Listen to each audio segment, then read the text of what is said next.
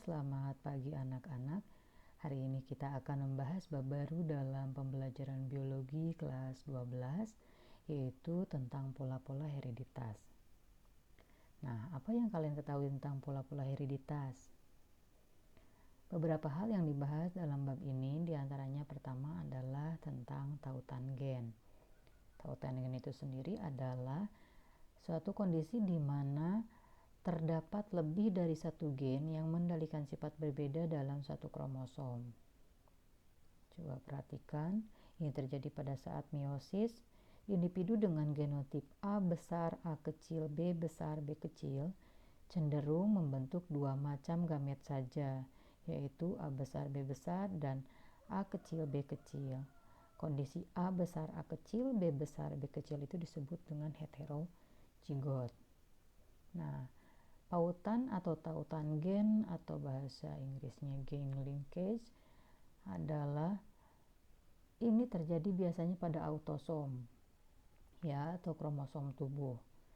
Di situ pola tautannya bisa diperhatikan. Ciri tautan gen itu diantaranya adalah ada beberapa gen pada kromosom yang tidak memisah secara bebas, itu tipenya seperti itu ya. Kemudian secara fisik gen juga dia tertaut pada kromosom, namun kombinasi barunya itu terjadi dengan adanya pindah silang. Nanti akan kita bahas. Bila tautan gen itu sempurna, maka gen-gen itu akan selalu diwariskan bersama-sama. Ya, apabila tidak sempurna, maka dapat bergabung secara bebas.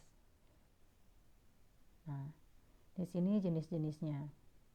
Ada tautan cis, trans, kemudian sempurna, tidak sempurna, dan tidak ada tautan. Yang kedua yang dibahas dalam pola-pola hereditas adalah pindah silang. Nah, pindah silang ini terjadi pada saat pembelahan sel kelamin atau pada saat terjadinya pembelahan secara meiosis. Ya, lebih tepatnya adalah pada saat terbentuknya kiasma. Nah, di sini bisa diperhatikan bahwa terjadi pertukaran gen karena kromosom homolog saling melilit pada saat meiosis, sehingga nantinya akan menumbuhkan variasi baru pada sel anak. Ya. Dua hal yang pertama atau homogamet disebut kombinasi parental, kemudian yang terakhir adalah disebut dengan kombinasi baru atau heterogamet. Ya. Nah, di dalam pindah silang di sini ada persentase yang bisa dihitung atau yang disebut dengan nilai pindah silang, di mana kombinasi baru per kombinasi baru per kombinasi parental dikali 100%. Nah, ini terjadi pada saat kromosom homolog telah berpasangan, kemudian membelah menjadi dua kromatid. Kemudian pindah silang ini juga pertukaran bagian antara non-sister kromatid dari kromosom homolog. Nah, ini. Bila terjadi pindah silang akan diperoleh tipe seperti tetua dan tipe rekombinan. Artinya tipe yang sama seperti induknya, juga ada yang tipe campuran. Nah, jenis-jenis pindah silang yang terkenal itu ada dua, yaitu ada pindah silang tunggal, ada pindah silang ganda, sebetulnya ada satu lagi yaitu pindah silang multiple. Ya, coba perhatikan kalau pindah silang tunggal, ya, itu di tabel ini terlihat bahwa ketika induknya A besar, B besar, A kecil, B kecil, kemudian terjadi pindah silang, maka nanti ada kromatid saudara dan ada bukan kromatid saudara, di mana misalnya B besar, B kecil itu bukan kromatid saudara, tapi kalau B besar, B besar disebut kromatid saudara. Kemudian itu mengalami pindah silang tunggal sekali gitu ya. Jadi akan terdapat nanti ada gamet rekombinan atau ada gamet campuran, di mana ada tipe yang homozigot yaitu disimbolkan dengan huruf besar dan dengan ada tipe yang yang dia adalah kuat, yaitu biasanya disimbolkan dengan huruf besar. Kemudian ada tipe yang biasanya adalah lemah, disimbolkan dengan huruf kecil, atau disebut juga dengan istilah dominan resesif ya. Kemudian kalau pindah silang ganda, nah awalnya adalah gametnya tidak ada rekombinan, tidak ada campuran, semuanya besar-besar dan kecil-kecil. Tapi ketika ada pindah silang ganda, bisa dilihat, maka kemudian dihasilkan 4 macam ya. Satu akan sama dengan gamet tipe parental yang dominan, dan satu akan sama dengan tipe gamet parental yang resesif, sementara 2 itu adalah gamet rekombinan.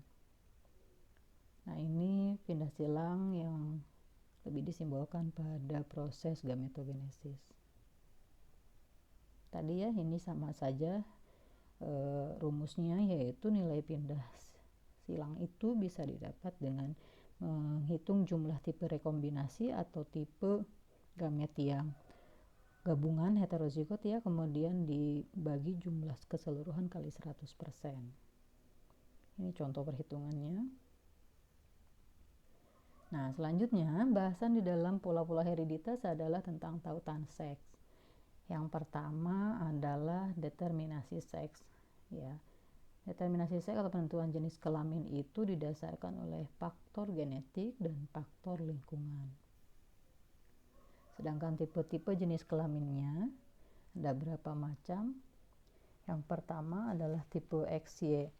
Manusia itu tipe sini ya, di mana XX itu menentukan jenis kelamin betina, sedangkan XY menentukan jenis kelamin jantan. Mamalia di sini termasuk manusia memakai jenis tipe ini. Kemudian yang kedua adalah tipe X0 ya. Biasanya ini adalah terjadi pada serangga, di mana betinanya itu adalah XX, sedangkan jantannya adalah hanya memiliki satu kromosom X, makanya disebut dengan X0.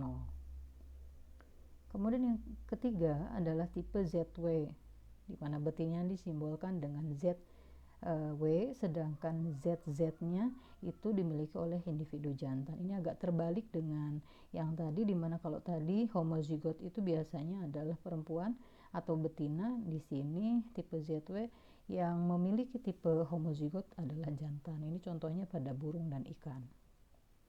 Kemudian yang tipe terakhir adalah tipe haplodiplo, di mana organisme memiliki kromosom haploid itu adalah jantan, sedangkan kalau diploid itu adalah betina. Beberapa serangga memiliki ini. Nah, tautan seks pada organisme, contohnya yang terbesar adalah pada kasus jenis mata pada Drosophila melanogaster. Ini akan kita bahas lebih lanjut nanti pada bab selanjutnya ya. Nah, ini sebagian penyakit atau kelainan yang bisa ditimbulkan akibat tautan seks ya. Ada buta warna ya. Kemudian ada hemofilia, anodontia, di mana tidak tumbuhnya gigi, jadi seumur hidupnya dia tidak akan punya gigi, anodontia itu. Nah, nanti kita akan bahas lebih lanjut ya. Oke, yang selanjutnya bahasan dalam pola hereditas adalah gen letal. Gen letal itu adalah gen yang jika dalam keadaan homozigot itu akan menyebabkan kematian bagi individunya ya.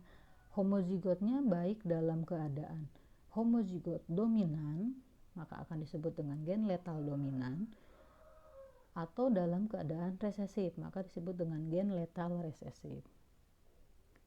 Nah, gen letal dominan contohnya adalah pada kasus ayam creeper ya, di mana ayam ini menunjukkan ciri dia tubuhnya pendek, kakinya pendek, tumbuhnya tidak normal ya. Kemudian juga pada kasus tikus kuning, dia termasuk gen letal dominan. Jadi kalau simbol dari genotipnya adalah homozigot dominan, maka jenis tikus ini adalah letal atau mati.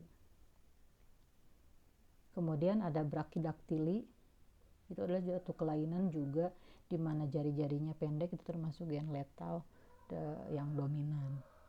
Selanjutnya, contoh dari gen letal resesif atau suatu kondisi di mana gen itu akan menyebabkan individunya mati apabila memiliki gen homozigot resesif, diantaranya adalah tanaman jagung.